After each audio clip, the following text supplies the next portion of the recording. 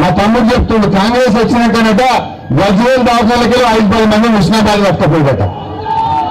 5-10 మంది డాక్టర్లు మనలో అడ్డెట్టుకుపోయిందట కాంగ్రెస్.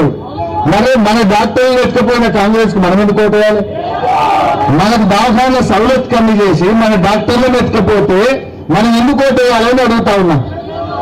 అందువల్ల మీరు వేరే మీటింగ్ కూడా పోతారు, పోని నేను వద్దంటలేదు, కానీ నియత్ మాత్రం తప్పదు.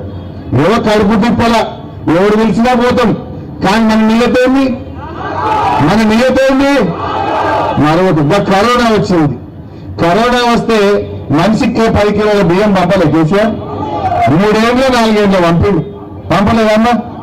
ఇంత కడుపులో పెట్టుకొని సాదుకోలేదా? మరి ఎట్లా మర్చిపోదాం? కష్టంలో ఉన్నప్పుడు కాపాడుకున్నారు కదా, నా రెమెడీస్ లో ఇంజక్షన్లు పంపలేదా? ఇక కరోనా వస్తే అందరు తలుపులు పెట్టుకొని ఇళ్ళల్లో ఉంటే నేను వచ్చి గల్లీలలో తిరిగిన. భయపడకండి, మేమున్నాం. కేసీఆర్ వేలిచ్చింది నన్ను, ధైర్యం ఉండి మీ సూదులు ఉన్నాయి, మందులు ఉన్నాయి, జాగ్రత్త అని నేను కరోనా వస్తే గల్లీలలో తిరిగి ధైర్యం చెప్పిన. ఇప్పుడు వచ్చే బీజేపీ వాడు వచ్చిందా? ఇప్పుడు ఓట్లు ఏమైనా వచ్చే కాంగ్రెస్ వాడు వచ్చిందా? ఎవరొచ్చింది ఆ రోజు? కారు గుర్తోళ్ళు వచ్చింది. మేము వచ్చి కాపాడుకున్నాం మిమ్మల్ని, మేము వచ్చి ధైర్యం చెప్పిన. हमारे मुसलमान भाई से रिक्वेस्ट कर रहा हूं, कभी कोई रमजान को मैं मिस हुआ?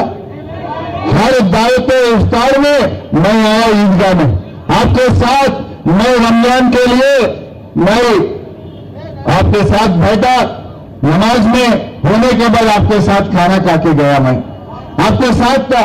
जितना भी काम रहे दो, हर रमजान को मैं गजवेल में आया नहीं आया? ये कांग्रेस वाले बीजेपी वाले कोई आया? फिर इलेक्शन के बाद कोई आता? फिर आपके लिए हम रहेंगे, हमारे लिए आप रहना चाहिए।